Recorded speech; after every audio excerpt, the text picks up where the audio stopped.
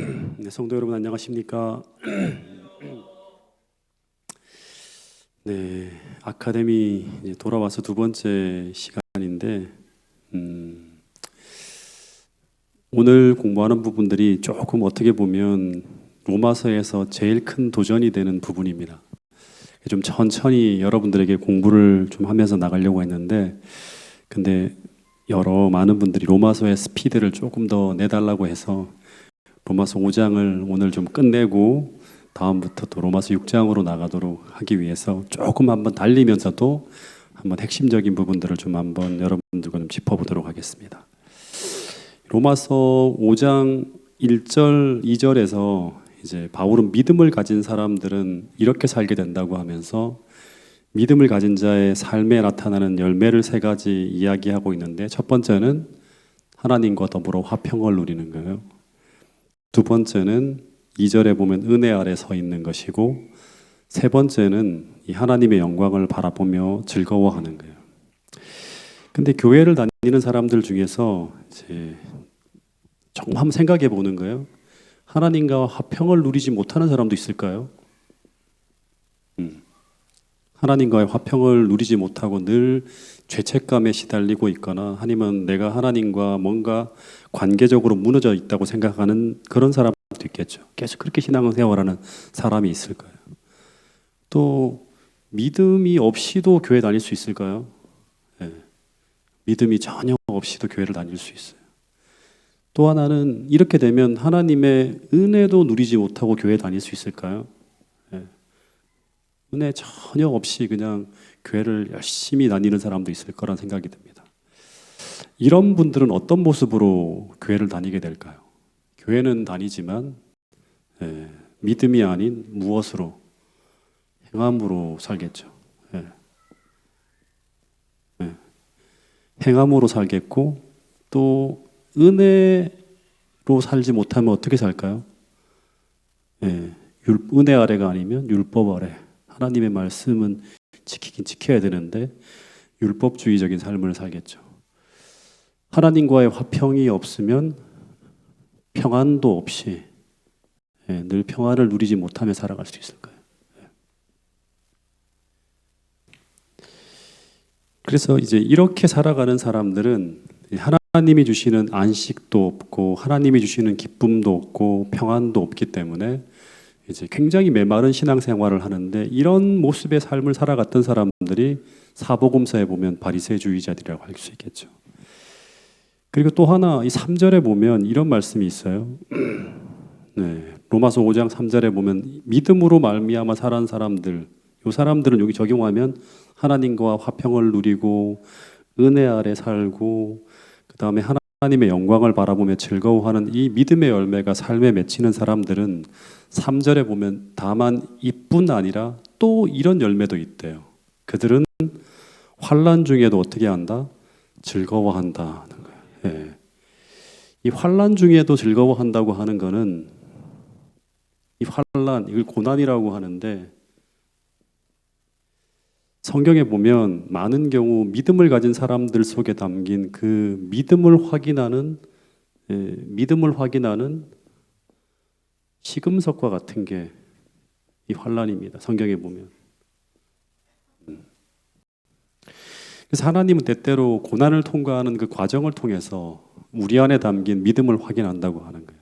그래서 믿음을 가진 자들은 고난 속에서도 기뻐하고 즐거워할 수 있는데 그 이유는 뭔가 하면 그 가운데서도 나는 어디에 살고 있다? 하나님의 은혜 아래 지나가고 있다고 하는 걸 확신하기 때문에.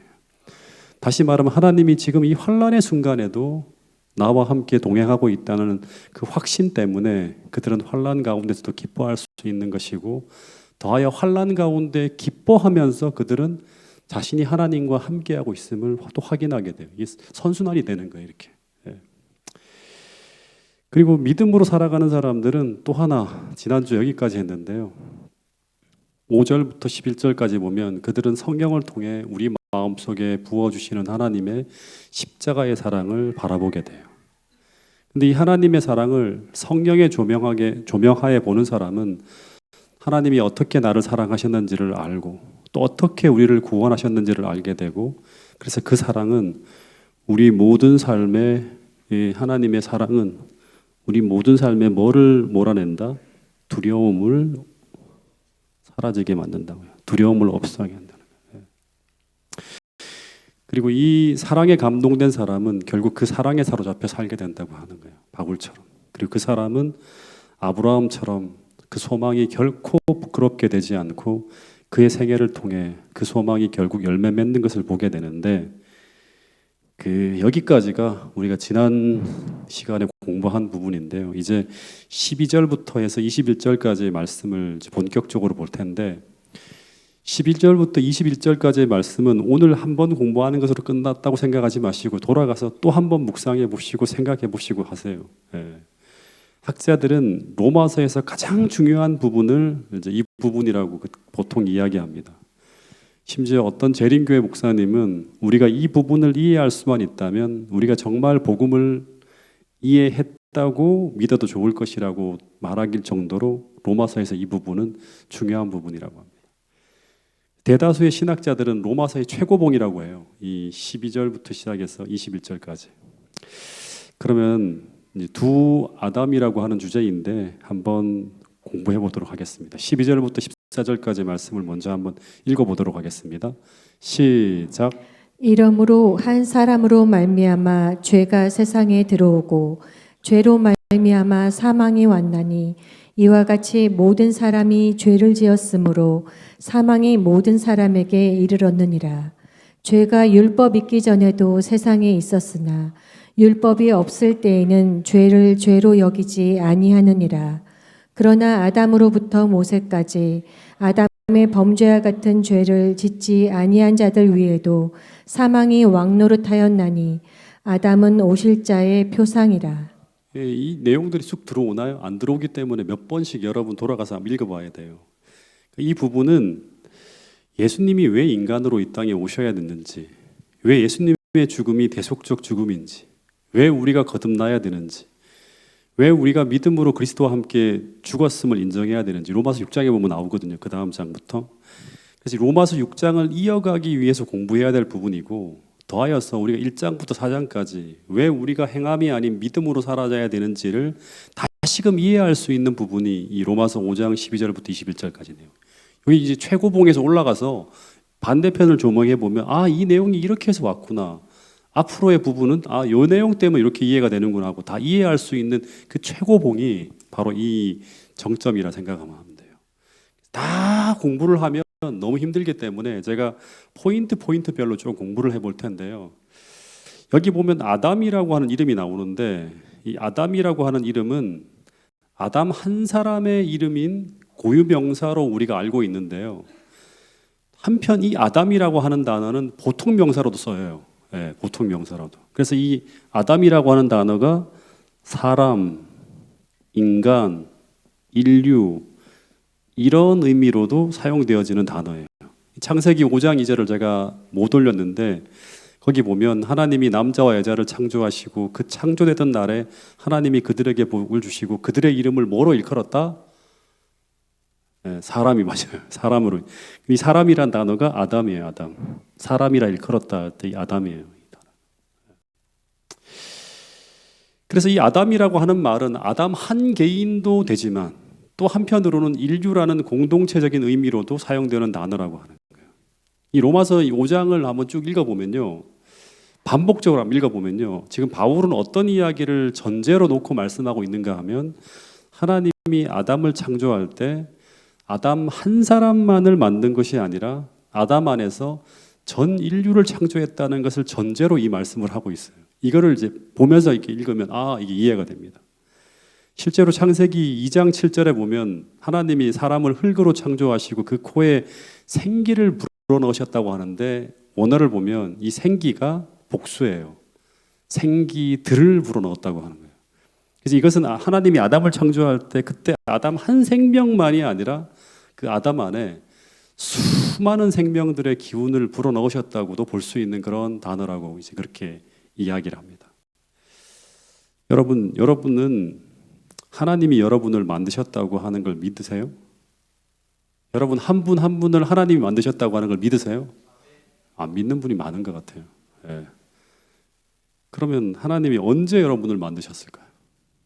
언제? 여러분의 어머님이 여러분들을 잉태할 때 그때 하나님이 여러분을 창조했을까요? 엄마가 이제 막 여러분을 뱃속에다 하나하나 잉태할 때 그때 하나님이 여러분을 만드셨을까요? 만약 그렇다면 우리는 하나님을 원망하게 돼요. 왜냐하면 하나님께서 우리를 완전한 본성을 가진 존재로 창조하시지 않고 왜 죄악적인 본성을 가진 존재로 나를 창조하셨을까 하는 의문이 들 수 있기 때문에 왜 나를 이런 몸으로 만들었을까? 예. 근데 본문을 보면 성경을 보면 하나님께서 우리를 불완전하게 창조하지 않으시고 아담이라는 한 사람을 창조할 때 그 안에서 모든 인류를 완전하게 창조했다고 말씀하고 있어요. 다시 말하면 아담을 만들 때 아담 안에 뭘 만들었다? 전 인류, 모든 인류를 다 만드신 거예요. 그래서 이제 어떤 논리가 만들어지는가 하면 사단이 아담이라고 하는 한 사람을 타락시켰을 때 아담이라고 하는 한 사람만 타락시킨 것이 아니라 그 안에 존재하는 우리 모두가 함께 타락한 것으로 설명하고 있는 게 로마서 5장의 말씀이에요. 로마서 5장 12절에 보면 그러므로 한 사람으로 말미암아 아담이죠.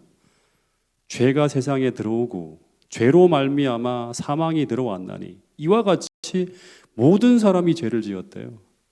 사망이 모든 사람에게 이르렀다고 하는 거예요.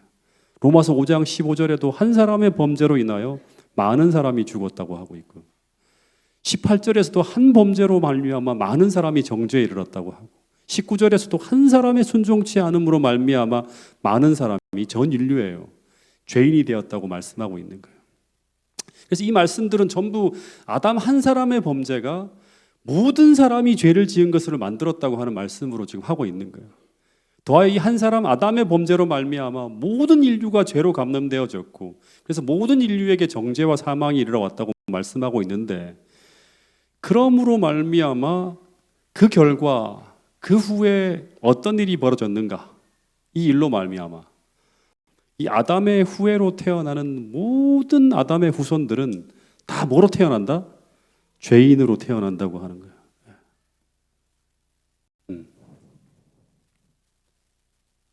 그러니까 그 사람의 의지와 상관없이 선택과 상관없이 태어나는 모든 사람이 다 뭐로 태어나는가 하면 이 죄인으로 태어나는 거예요. 이것은 마치 이렇게 설명을 많이 하는데요. 이 책 속에 연필 한 자루가 놓여 있는데 근데 이 책이 불 속에 들어가게 되면 책만 타는 것이 아니라 뭐도 탄다? 연필도 타요. 왜 그런가 하면 책 속에 연필이 담겨져 있기 때문에. 마찬가지로 우리가 아담 안에 존재했다고 하는 그 이유 하나만으로 아담이 사망 선고를 받을 때 그 안에 우리도 함께 사망 선고를 받는 것과 똑같은 원리라고 하는 거예요. 이것을 가지고 뭐라고 하는가 하면 대표성의 원리라고 합니다. 대표성의 원리. 아담은요, 그러니까 우리가 생각해야 될 게 뭐냐 그러면 아담이라고 하는 존재는 그냥 한 인간이 아니라 인류의 장자라고 보통 얘기하죠. 네, 장자총회라는 말 들어보셨죠? 장자는 뭐냐 그러면 그 지역의 대표예요. 그 별의 대표예요. 이 지구라고 하는 별의 대표로 하나님이 아담을 만드셨어요. 하나님이 왕이시지만 이 아담은 어떻게 보면 왕일 수 있죠. 그 지구를 다스리는 대표자예요. 대표자. 이 아담 안에서 모든 인류를 전부 창조하셨는데 창세기 3장에 보면 아담과 사단의 싸움이 벌어지죠. 그죠? 3장에 보면. 그때 이 싸움은 아담과 사단과의 싸움이 아니라 단순하게 아담 한 사람과 사단과의 싸움이 아니라 어떻게 보면 그 안에 존재하는 모든 인류가 사단과의 싸움을 벌이는 것이었어요. 더 정확하게 말하면 이 싸움은 어떤 싸움이었는가 하면 전 인류의 명운이 걸린 싸움, 운명이 걸린 싸움이에요. 이 아담이 어떻게 해야 되는가 했다 전 인류가 같이 영향을 받는 싸움이었어요. 그래서 이런 예를 들기도 하는데 예를 든다면 예전에 이제 월드컵 축구 경기로 한국과 독일이 싸웠을 때 그때 한국이 독일에게 몇 대 몇으로 이기죠? 다 안 보시네요. TV를 안 보시고 참 훌륭하십니다. 2대 0으로 이기잖아요. 그때 대한민국 모든 사람들이 독일을 이긴 것처럼 막 기뻐합니다. 분명히 이 축구의 싸움은 대한민국 전 국민이 이제 경기를 한 것이 아니라 11명의 국가대표가 싸웠지만 그 11명의 승리가 마치 한국 전체의 승리가 되었어요. 왜 그렇게 되어졌는가 하면 그것은 바로 11명의 선수가 한국을 대표해 싸웠기 때문이라고 하는 거예요. 마찬가지로 이런 대표성의 원리 속에서 아담이라고 하는 인류를 대표하는 그 장자가 사단과의 싸움에서 패배할 때, 범죄할 때, 그때 그 안에 존재하던 우리 모두가 그 안에서 범죄하게 되었다고 하는 거예요. 이게 로마서 5장 12절의 이야기예요. 한 사람으로 말미암아 죄가 세상에 들어오고 죄로 말미암아 사망이 만나니 이와 같이 모든 사람이 죄를 지었으므로 사망이 모든 사람에게 이르렀다. 우린 죄를 짓지 않았는데 모든 사람이 죄를 지은 것처럼 그렇게 되어버린 거예요. 대표성의 원리. 아담 안에 모든 인류가 있었기 때문에. 그러면서 여기서 정말 우리가 생각해야 될 중요한 또 하나의 이제 그 이론이 만들어지는데 이거예요. 되게 중요한 것이거든요. 이걸 어떻게 생각하는가에 따라서 우리가 전혀 다른 신앙의 방향으로 흘러갈 거예요. 우리는 죄를 지어서 그 죄가 나를 죄인으로 만든 것인가? 아니면 내가 죄인으로 태어났기 때문에 죄를 짓는 것인가? 한번 생각해 보세요.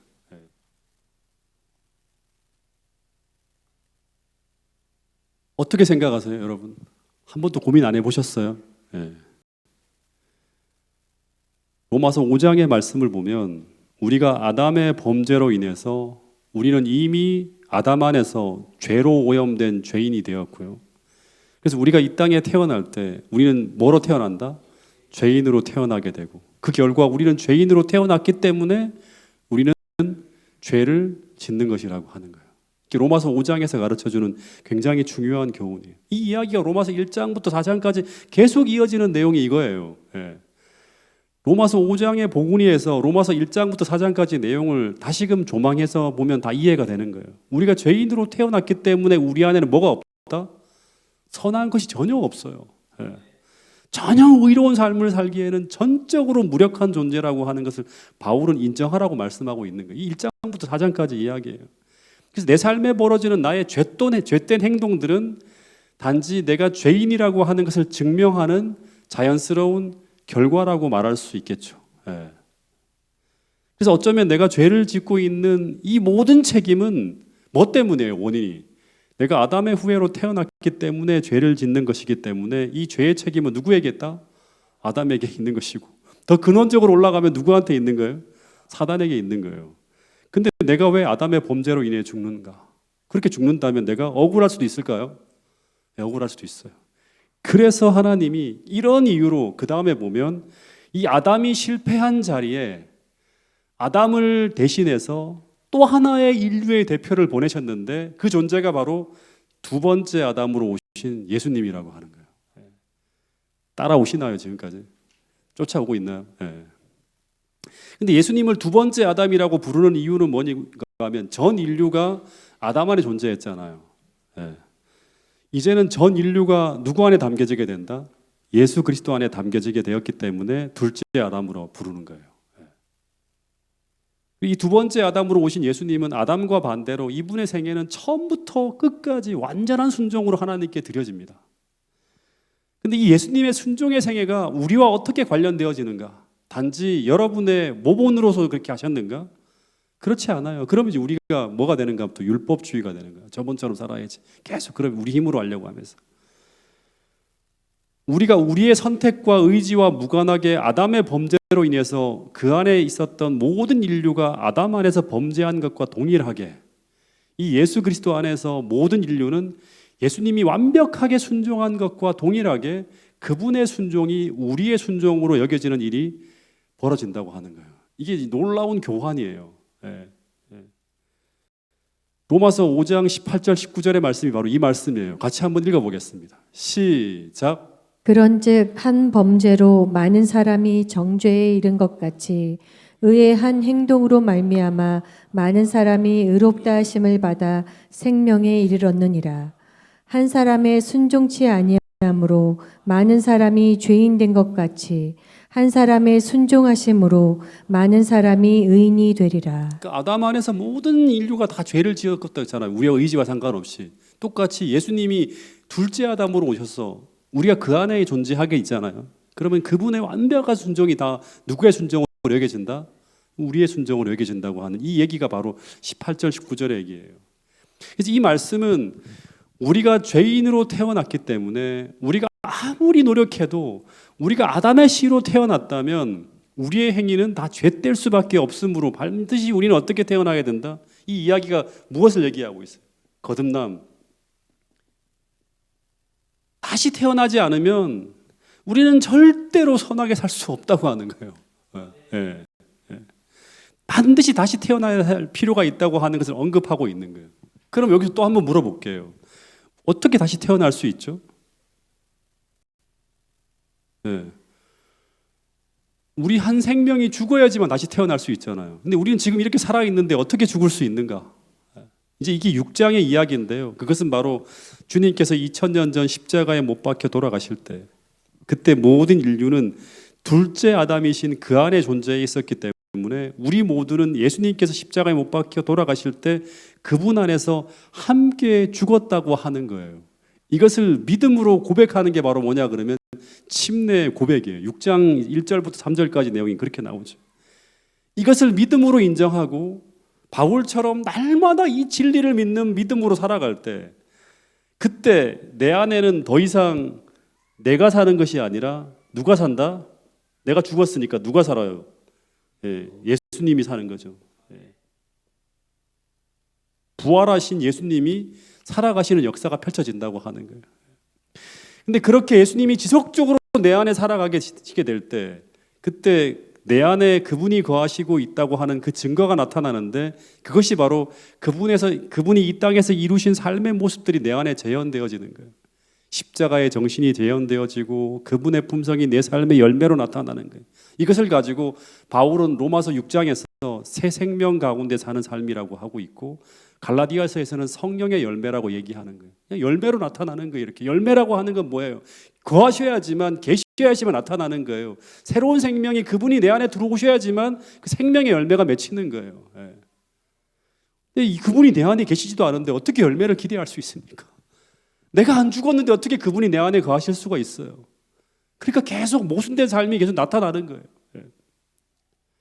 그래서 그 열매를 바라보면서 그 새 생명이 내 안에 주입되었다고 하는 것을 내가 확인하게 하면서 우리는 그분이 내 안에 거하심을 확신하게 되는데, 그 확신을 통해서 우리는 우리 안에 영원한 생명이 담겨졌음을 확신하게 되는 구원의 확신을 갖게 되는 거예요.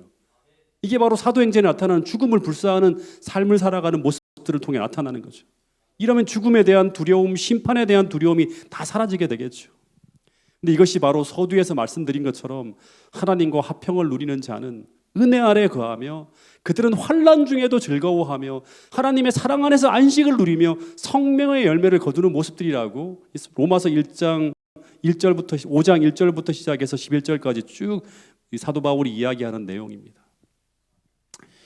오래전에 시골에 있는 어떤 집사님 댁에 놀러 갔을 때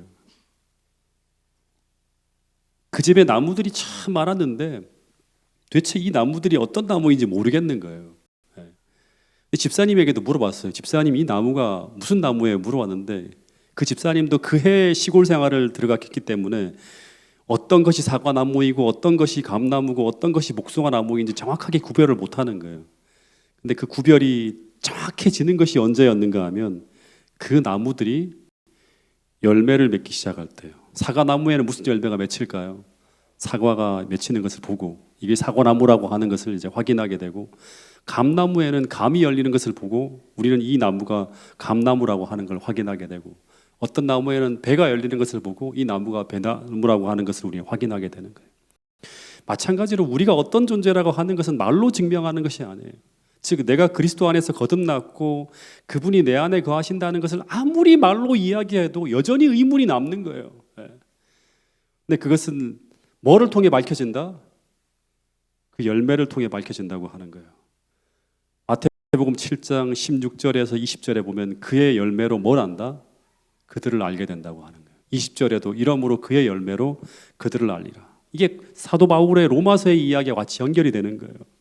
그래서 우리는 이 거듭남의 비밀을 깨닫고요, 그리고 이 방법을 로마서를 통해서 분명히 지적으로 알고 그리고 삶의 적용하면서 그 경험으로 그 믿음으로 살아가게 될 때 이 열매가 확인되어질 때 우리는 비로소 이것이 복음이라는 것을 확신하게 되고 내 안에 그분이 담겨 있다고 하는 걸 확인하게 되는 축복을 누릴 수 있는 거예요. 그래야지만 죽음을 불사하는 그런 영원한 생명이 내 안에 담겼다는 것을 확인하면서 사도행전에 그런 사람들처럼 살아갈 수 있는 거예요. 그래야지 우리는 모든 것을 다 걸 수 있어요. 거기에. 예. 다시금 중요한 거 하나만 몇 가지만 좀 더 확인을 해볼게요. 5장 14절에 보면 바울은 아담을 뭐라고 설명하고 있죠? 오실자의 표상이라고 합니다. 오실자의 표상. 여러분 물어볼게요. 오실자의 표상이라는 말이 뭐예요? 표상이라는 말이 무슨 말이죠? 네? 오실자의 표상.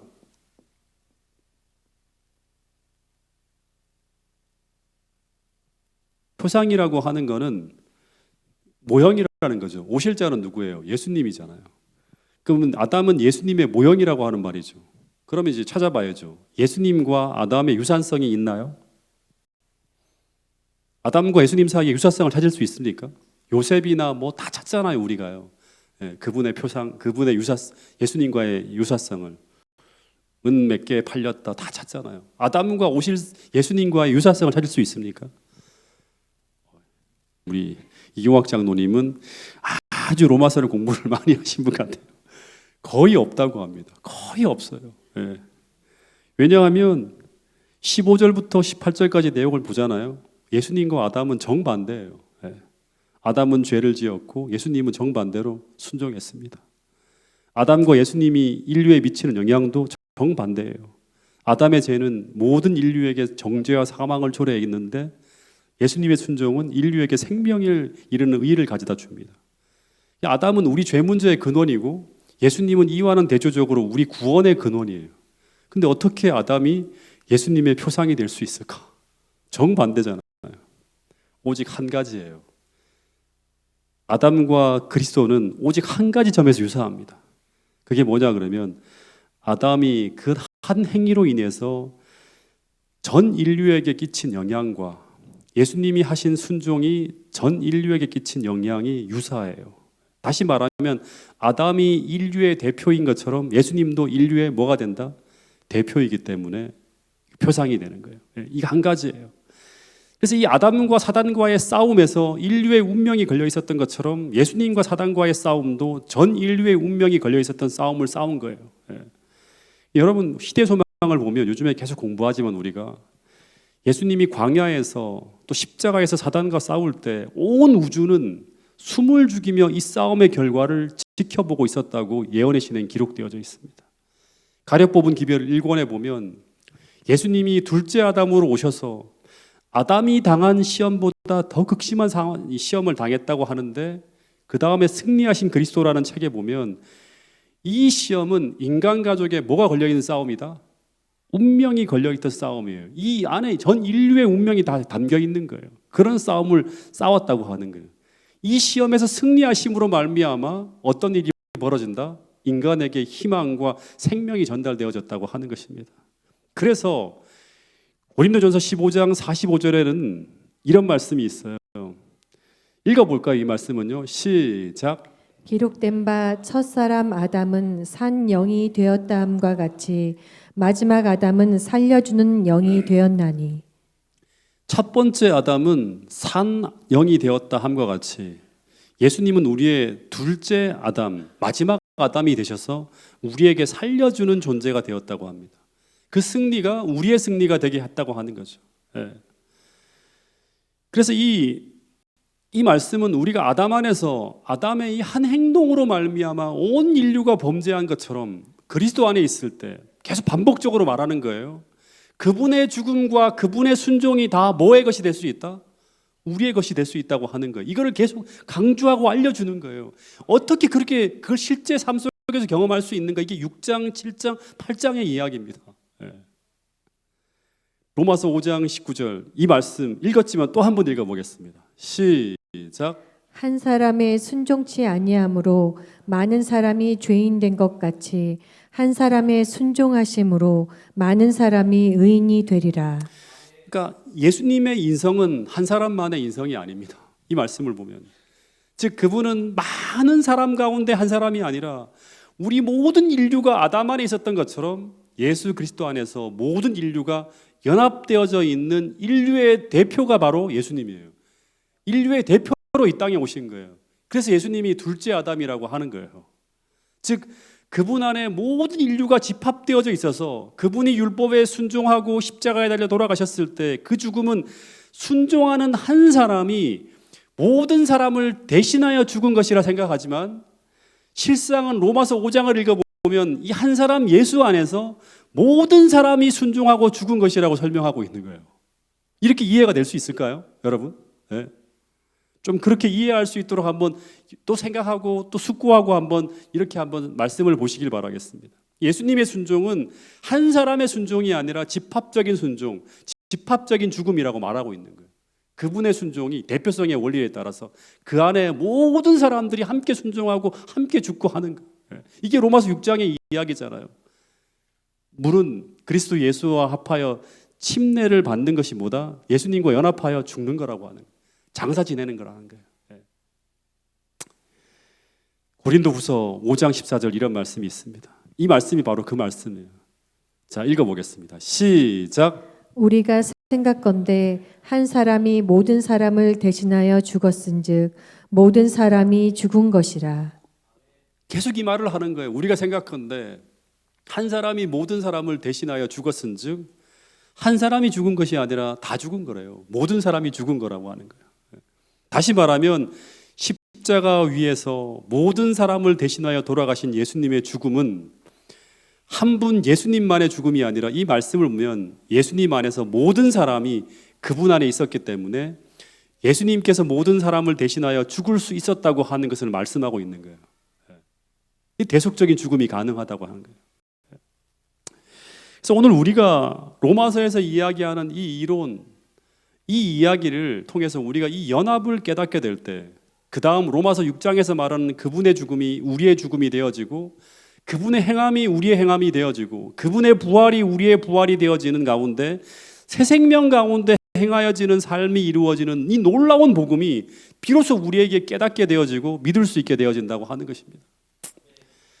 여러분, 여기서 한 가지만 더 얘기하고 제가 좀 말씀을 마칠 텐데요. 제가 신학대학원 짧게 이제 3년간 다닐 때 그때 마지막 논문의 주제가 그리스도 안에라고 하는 In Christ였어요. 근데 바울 신학의 핵심 용어가 뭐냐 그러면 그리스도 안에라고 하는 말이에요. 이 안에 다 이루어지는 거예요. 이 안에서 모든 게 다 이루어지는 거예요. 이 그리스도 안이라고 하는 말은 뭐냐 그러면 우리가 그분 안에 있다고 하는 이 용어인데요. 이거 그분 안에 어떻게 우리가 있게 되는가? 믿음으로예요. 우리가 믿음으로 그분 안에 들어있다고 하는 것은 동시에 그분이 내 안에 그분의 생명을 가지고 들어오신다고 하는 의미예요. 내가 그분 안에 있고 그분의 내 안에 있다고 하는 거예요. 그래서 이 믿음으로 말미암아 우리는 온전히 주님과 하나로 연합되어져요. 예수님과 아버지가 하나인 것처럼 하나가 되어지는 거예요. 그래서 이 예수님이 계속 말씀하시는 게 뭐냐 그러면 사도 바울이 얘기하는 게 뭐냐 그러면 믿음으로 우리도 예수님이 아버지와 하나였던 것처럼 그 똑같은 동일한 관계를 우리가 믿음을 통해 이룰 수 있다고 하는 거예요. 근데 우리가 이 연합의 의미를 깨닫게 되고 두 번째는 이해를 해야겠죠. 두 번째는 깨닫게 되고 두 번째는 이것이 실제로 우리 삶에 적용되어지는 실제가 되어지면 그럼 어떤 일이 벌어지는가? 우리는 그리스도를 온전히 소유하기 위해서 바울처럼 이 땅의 모든 것을 포기할 수 있다고 합니다. 이게 얼마나 위대한 연합인지 그분을 실제로 소유하는 게 가능해진다고 하는 걸 우리가 이해하게 될 때, 그래서 이 그리스도 안에라고 하는 이 주제와 이 믿음으로 어떻게 보면 이 주제는 믿음으로 말미암은 의와 아주 밀접한 관련이 되어져 있는 거예요.